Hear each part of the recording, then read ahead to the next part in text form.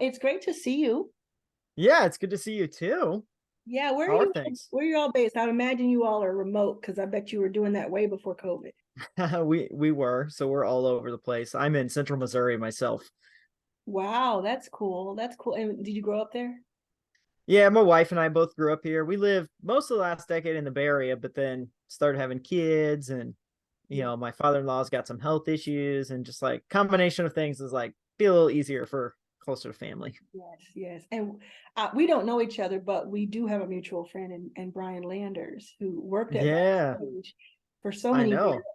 Yeah, and he's an amazing guy, so I want to shout him out for sure. Totally. Yeah, I feel like I do know you because like I cross paths with you on the internet all the time. And so it's good Yeah, to like actually meet. incredible. And I mean, Yeah. Zapier, first of all, I just want a little credit for teaching maybe 1,000 people how to say the name. Thank you.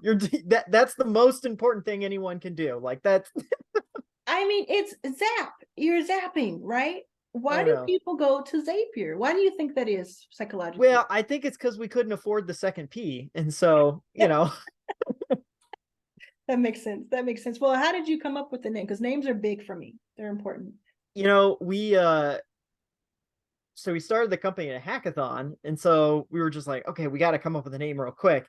And the thinking was, well, we're connecting APIs. It would be kind of cool if API was in the name. And then it was like, well, IER is also like a common ending. So like maybe API ER, like wonder what we could put on the front of that. And it was like, well, zaps are cool. So like we could zap stuff. And so that's sort of how we put it together. That's Have you ever done any content marketing around the name? We had on the in the footer of the site for a long time. In fact, Brian actually was the one that did this. There used to be a little thing that said Zapier makes you happier. And when you hovered over it, it would wiggle and it looked like a smile. Yeah. Uh, and so we had that on the footer of the site for the longest time. And then I think with the rebrand, we might have lost it. Yeah. But yeah, it was just like it was pretty subtle, but it was like, for those who were paying attention, you could see. It might be worth doing is at least an audio, like in podcasting. You know how Mm-hmm. MailChimp used to have the MailChimp or whatever. Oh yeah, yeah. From the cereal stuff Yeah, where yeah, the it might be worth just playing off of that a little bit because it happens so yeah. often where people will say, and these are people who use it every day and they're presenting usually. They're presenting someone, Hmm. they'll say, you have to get Zapier.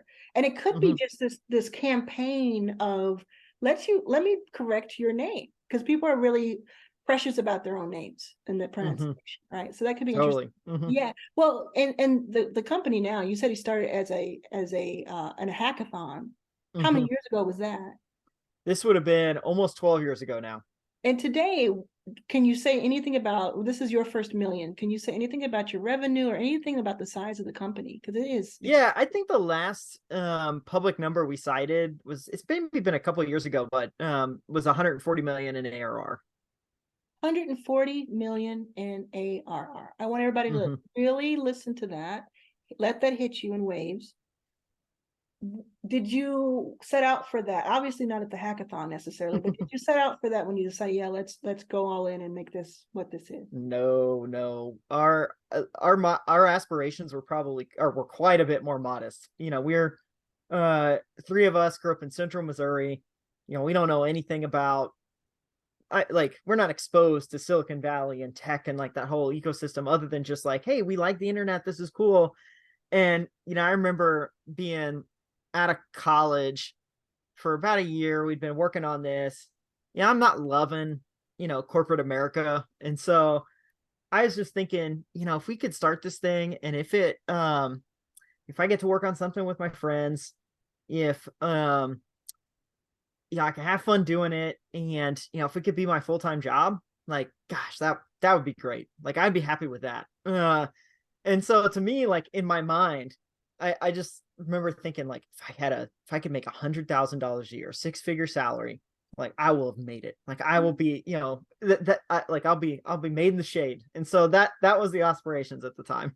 Yeah. So if I can work for myself and have fun with my friends and make six figures, that's the life.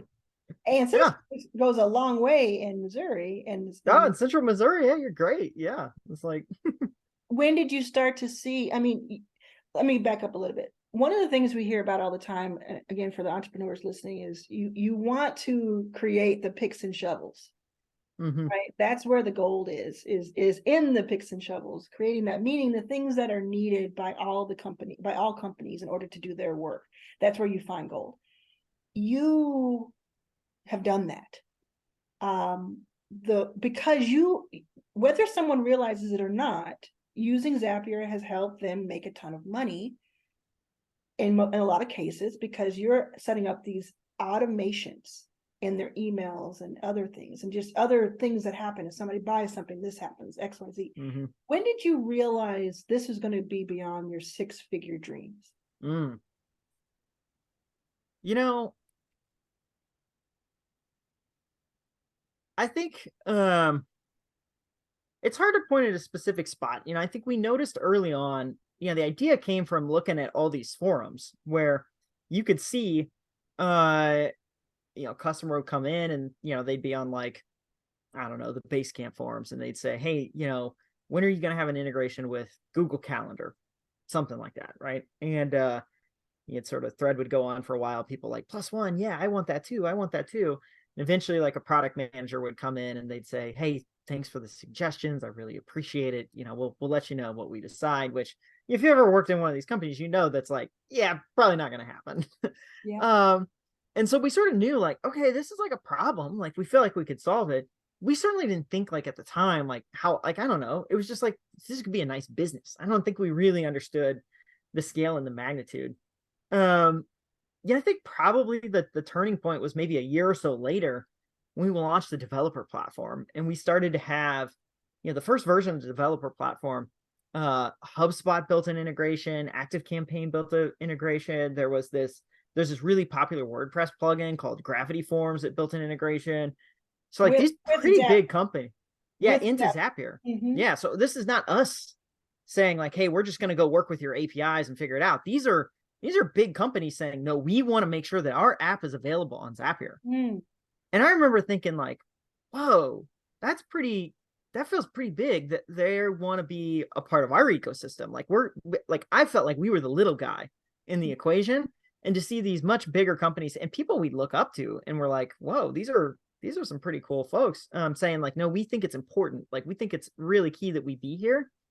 And so you see that, and then plus we just had this really consistent and, like, slowly increasing growth rate. And it just sort of felt like, I think we're onto something. Like, I think this is bigger than we realized. And, it'd been a few years even after that, probably 2016, I want to say. So this is 5 years in when we launched multi-step Zap. So if you followed Zapier's journey, you used to only be able to have a single action or single trigger and a single action. That was doing well. But as soon as we unlocked it and said, hey, you can trigger anything, all of a sudden that started flying off the shelf like hotcakes. Yeah. And that sort of felt like, the flywheel really got it going, and sort of felt like we were, starting a company. It's so much, you feel like you're pushing this boulder up a hill, pushing this boulder up a hill, pushing this boulder up a hill.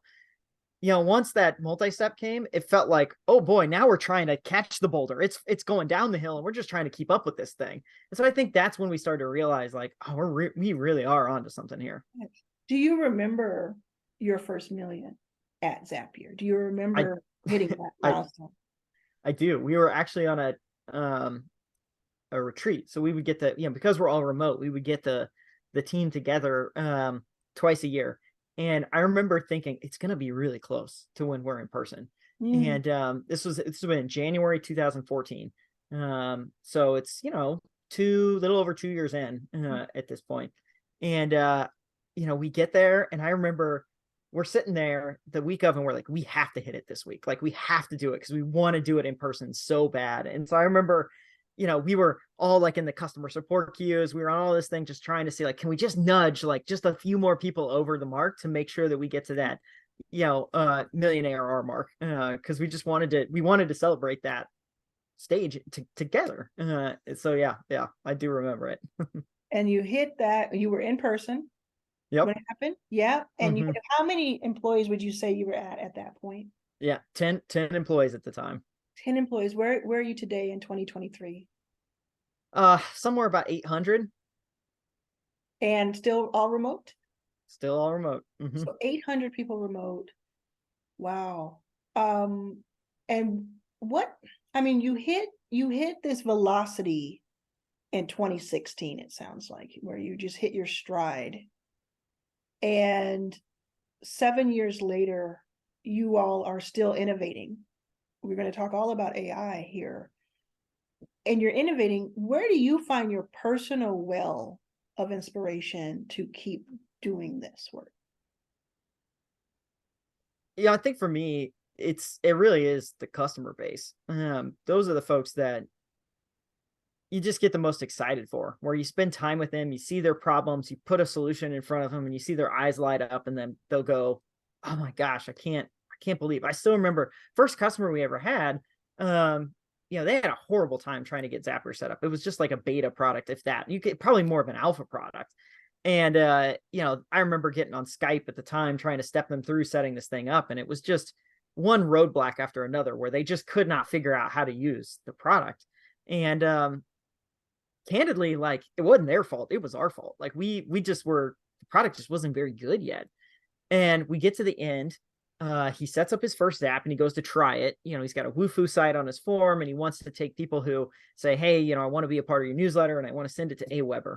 And he tries it. He fills out the form and it sends the contact into Aweber. And I see his eyes light up and he's like, "Wait, you don't know how much of an impact this is going to have on me. I've spent every single day I have to do this, and now I don't have to do it anymore." And I remember thinking in the back of my head, I'm like, this experience was really bad. Like, the product is not very good, but to get that kind of delight on the other side, that's just like jet fuel. And so, scaling companies, it's not glamorous. It's not easy. You deal with all sorts of challenges along the way that, candidly, like, that's not the stuff that fuels your tank up. It's like, I could do without that part Yes. for sure.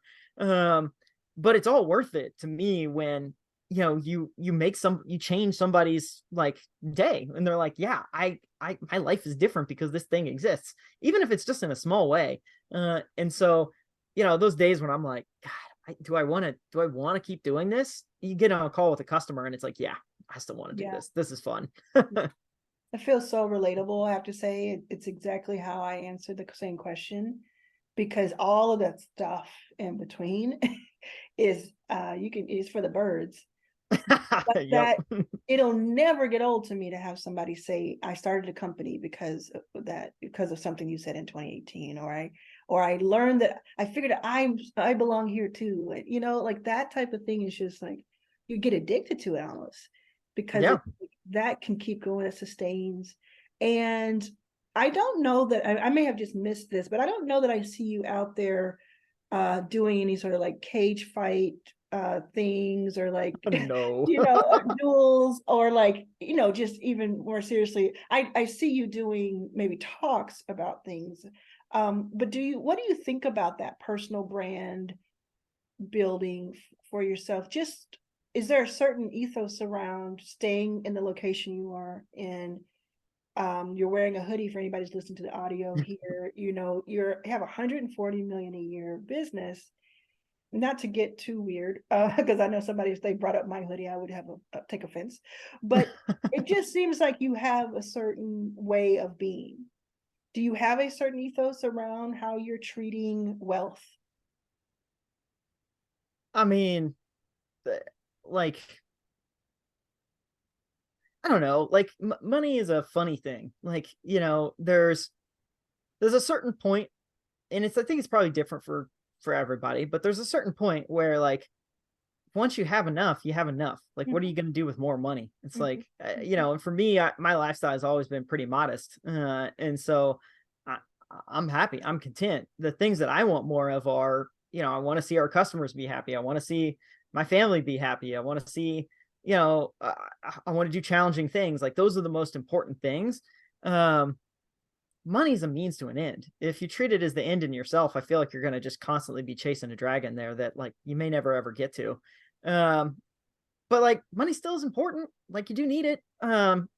So it's always just like a kind of have to find a healthy balance with sort of, I guess, how you relate to it. Yeah, Yeah. you're generating it, but you're using it as a tool for the things that are important to you.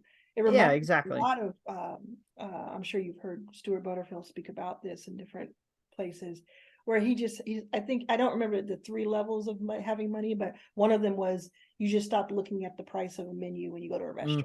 That's a Yep. level. Chris Sacca talks about getting to 0. That's a level. The next thing is you're able to just, and these are both of them are, I know Chris is a billionaire. I don't know if Stuart is, but very wealthy men saying that. And it's easy. I know this from experience. It's easy to hear that and say, oh yeah, right. let me find out for myself. But it's true. Money is such, this is why I wrote Your First Million, the book from this podcast. And this is why I have these interviews. It's because I want people to see what it's like on the other side of money and what you're chasing exactly, so that you can have more intent with it. And so you're having fun, sounds like, at least a little bit, with your 800 Try to. employees, which is amazing. Mhm. And then do you see, because there's a lot of competition now, you all were first in a lot of ways, there's a lot of competition now, but you all are like the gold standard, in my opinion.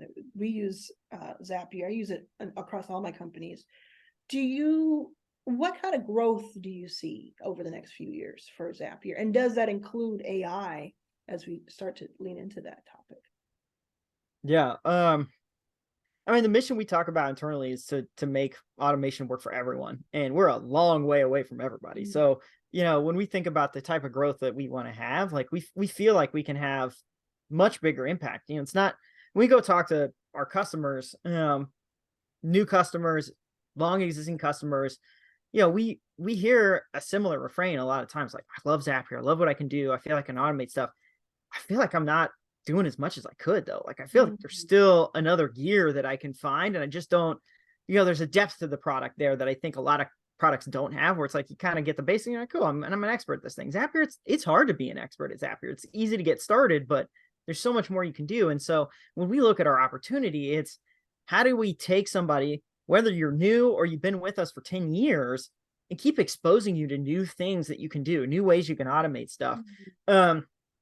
You mentioned AI. AI is just, it's another tool in the tool belt that, obviously it's very trendy and exciting, but it has that step function ability to open up whole new capabilities. For the last decade, most of what you could do with Zapier was very deterministic. When this happens, you're going to do this, this here, and you're going to have it very, very specific way. It was really easy to work with structured data. But if you had unstructured data somewhere, it's like Zapier just didn't feel like the tool for the job for that. It's just like, I'm not exactly sure what to do with that. But when you start to have AI, LLMs, all of a sudden, that opens up the door to automate a whole bunch of stuff with unstructured data too. So you can say, hey, I got this email. Can you pull out phone numbers from this email? Can you categorize it in this way? Can you tag it in this way? You can use OpenAI or whatever LLM of choice that you want to use, as a step inside of Zapier, and you can start to do a whole bunch of interesting things with unstructured data. And so when we look at how we think about AI, or really the future of any automation, is trying to figure out, how do we just bundle in more of these capabilities, more of these building blocks, such that the end user now, they're not constrained by what they can build. And that's always been the underlying theme behind Zapier, is that there's these capabilities out there that really engineers are the ones that are sort of mastered these things. They know how to do this stuff. They've spent all this time honing this skill set. But it shouldn't be a skill set that's limited to just them. It should be something that all of us can tap into, but the tools just haven't been good enough. And so Zapier, that's the thing we've been focused on for a decade, is just how do we make expose these underlying capabilities in a way that all of us who work in, candidly, whatever field, can walk into and say, you know what, I can do that stuff too. And I'm not limited by, whatever schooling or how many years I had to take to go figure out these things. Like, this stuff is just, we just raised we've lowered the floor so that more people can get on board and figure this stuff out. Mm-hmm. Yeah. And I know that every techie here knows Zapier, but I just wonder how it's like probably scratching the surface in like the banking world, for instance, or the health world, where they could be using it so often. I'm sure you have thousands of customers, so I'm sure that it does touch that. But do you ever think about that? Like, if only every fintech company was using it, or every private equity, or, you know, do you think in those Yeah, terms? I mean, I have my mom, my sister, they work in healthcare, and so they're always, complaining to me about like whatever tech they're having to use at work. I'm like, wait, can you figure this out? Can you figure that out? And there's certain industries like healthcare where it's like, hey, it's not an area of focus for us today, but maybe someday we'll be able to sort of automate that bits for them as well. And right now we've been very focused on sort of small business and really making sure Yeah. that across like, these modern tech stacks and tools, that those things are really well covered. So that's been the focus for us. Well, I don't necessarily mean like automating things outside of your lane in health. I mean, Mm, there are companies, hundreds of them, that are multi-million-dollar or billion-dollar companies in health that probably don't know that Zapier exists to help mm, automate their emails, totally. right? Totally. Or automate Yeah. their sign on onboarding for certain things, all the things you do in your lane, but for other industries. And Oh to yeah. me, that sort of that's the ocean, that's the blue ocean. It's like, Well, and that to me is the fun part too, right? Like when you hear from somebody that's sort of outside what you would think is like a traditional tech thing that starts to use your stuff. When I hear from a teacher who's saying like, hey, yes, I'm automating XYZ, when I hear from, an attorney who's saying I'm doing this, or a real estate agent that's saying like, this is really helping me sell more houses. Like that starts to get fun because it feels like you're crossing over into a category of tech that, most companies struggle to get to. Most sort of are like, yeah, I've got a bunch of startups using me, XYZ, which is great too. Like, don't get me wrong. But I personally get excited about touching, a certain customer that doesn't have these capabilities, doesn't have access to this stuff, and giving them something that's like, I'm like, they feel like they're a superhero, candidly. And yeah, that just is fun to be like, hey, Zapier made them feel that way. gave them the Iron Man suit. Totally. Yeah. And how many customers do you all have? Is that public? About 300,000 customers. 300,000. Tell me a little bit about your price points for anybody who is not a customer now who wants to try it out. Yeah. We try and have price points that sort of suit everybody. Like I said, we got lots of small business. That's sort of our bread and butter. Zapier starts free. So there's a free tier. There's a starter plan that starts at $19. There's a pro plan at $50. Then teams and company plans as well that are 200, 250 and 500. And then, you based on your usage, you can scale up or down into various tiers as you go. Wow. So, I mean, it is such a bang for your buck. I'm just thinking about like what you were talking about with your AI and like making it possible for anybody to use it. Anytime I've used it, I've had other people helping me with it. But there's one time that I just had to go in and do something with Zapier and MailChimp. And to your point, I felt so cool. I felt like, oh, I did something techie. Like I figured that out, and it was, Mhm. and I saw it work and act in action like minutes later when someone Yep. signed up. And I love that, so if anybody is thinking that it feels a little overwhelming, I would just go check out the free model just to check it out, to see what the different integrations are, because there's so many things you can do. Let's talk about a couple of the things you can do with Zapier in layman's terms, and maybe if you want to, how you're implementing AI with that particular lane. Yeah. So Zapier has a simple concept. There's a trigger and an action. And the way you can think about it is when something happens here, I want Zapier to automatically do this thing over there. So a basic version of this might be, I get an email from a particular person and I want it to send me a Slack message. So you set up a Zap that says, hey, Gmail, when this email comes in and it's from, really important person at, importantperson.com, like send that to Slack. So I immediately know that like, hey, I got to respond to that. So it can start with there as like a very simple use case. The cool thing with Zapier though, is you can expand it to power these lengthier, more sophisticated workflows. So say maybe you're a small business running advertising on Facebook, and you've got a lead ad form set up there, and someone goes through that Facebook ad and they fill it out and say like, hey, I'm interested in XYZ. Then you can run it through Zapier and say like, okay, we've got our lead coming to Zapier, and you want to start to score this lead. You want to say, hey, I want to know if they meet XYZ qualification. I want to send them straight to sales. if they meet ABC qualification, I'd rather put them on my email newsletter. So you can set up a path there. You can say, hey, if it's this, go this way. If it's that, go this way. Then, this route, put it into Salesforce and then ping, sales rep A.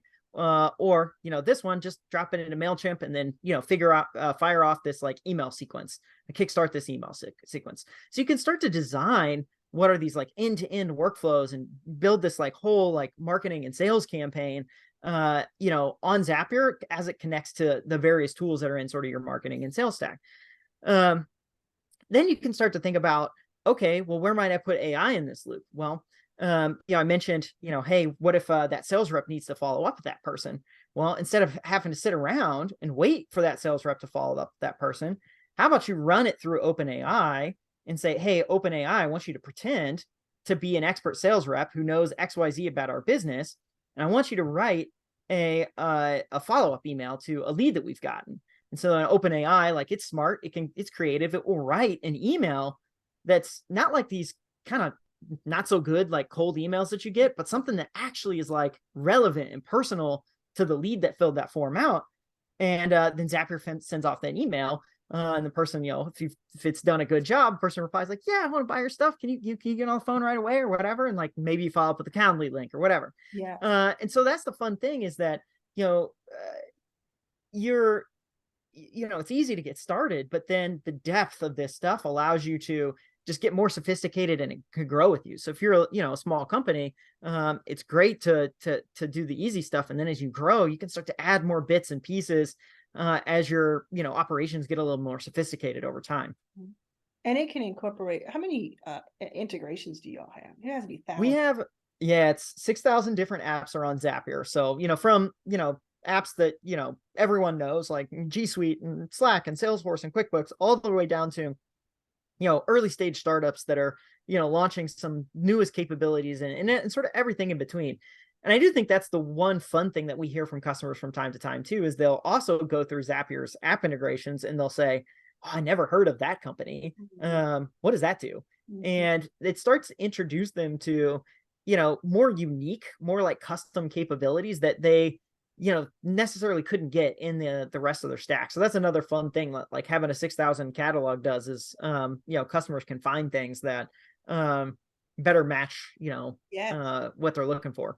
Would you say to especially the SaaS entrepreneur listening, but all sorts of entrepreneurs, would you say how important would you say integrating other companies is and has been for you all? I know your product does that, but just in general, that learning has to be invaluable. Well, I think the reality is people are using more and more apps at work every single day. Like this age of like, one size fits all, best of breed. Like I sort of feel like that one size fits all, it's just over. Like the businesses that we run and how we run them, they're unique, they're special. And so for all of us, we start to look at the various different software and you go, one person might like this CRM, one person might like that CRM, this other person might like this other CRM. And it's not that any one of those CRMs is better or worse. It's that they do something a little different. It's like, I have this unique part of my business that requires this capability, this functionality. And so, if you're building software, if you're building a thing, you have to recognize that like your customers, they're not going to just use you. They're going to use you plus, if they're a small company, it might be 10 or 12 other things. If they're a mid-sized company, it might be 100 or 1,000 other things. If they're a big company, I mean, shoot, it could be, tens of thousands of different softwares being used inside that company. And I do think the reality of this is it's like, we think, these products are, we think there's a lot now. I think we're going to see even more software come into the world. And I think AI is going to really be a force for accelerating that. And the reason why is that we are limited by the number of engineers that exist in the world for creating software. But we know that there is more demand for software than what engineers can create. And the way we know this is if you go look at all of the support requests that just comes into any of these SaaS companies, they're a mile long. And these companies, there's no way they can go fulfill every single one of these requests, even if they wanted to. And that alone just tells you there's more demand for software than can be created. But if these AI tools make it easier for folks to build things or edit their existing software, that's going to open up even more categories of software that don't even exist yet today. And so I don't think we're in a scenario where we're going to see, oh, you know, all the types of software that we thought would be created have been created, and now we're going to just like, you know, shrink back down. I sort of think we're just in the early innings, and we're going to see way more software than ever been created. We're going to need to find ways to connect these things and push data between them and share information between them for these capabilities to really work. That's a powerful view of the future, and it's also it says how central Zapier will be to that. Of course, like we said before, there are competitors, but I think you all are the front runners at this point, at least in the tech circle. Do you all have how do you view community? Like, do you have an event that people come to? Do you have ways that your customers talk to each other? Yeah. We definitely do. So Zap Connect, we do a big online event once in the fall. It's actually coming up in September. So if you're listening and want to check it out, you can check it out. That's sort of our pillar event for the year. Beyond that, you know, we've invested in community in a few areas, but the thing that I've actually been most impressed with is just like how much organic community has sprung up just around us. You know, there's you know, Facebook groups and, you know, subreddits and, you know, all these different things where things have just sprung up, where people are sharing notes with each other, sharing tips and tricks on how to do Zapier beyond even what we know ourselves. You know, we specialize in, you know, connecting and integrating apps, but we're not always the best at understanding what exactly the right workflows are, what exactly are the problems you're trying to solve in a particular industry or a particular point of view. Like, you know, like if you're trying to solve some specific like accounting workflow, yeah, we've got accountants on staff, but we may not know exactly every particular, you know, permutation and combination of how you might do that. And so you'll see these little communities of like, you know, might be QuickBooks or might be Xero or might be whatever, folks popping up, and they're sharing tips and tricks around like how Zapier can fit into all these different workflows. And it's fun to just, you know, pop into these different things, and it's you just get exposed to a whole different world than you know, the one maybe you're used to growing up. And so, you know, the thing I don't think we've always done a good job of, and I actually want us to get a lot better, is finding those communities and figuring out how can we just be a helpful participant in these things, because I think they're already doing a lot of cool and interesting stuff, and we always haven't done a great job of just like supporting it and being along for the ride there.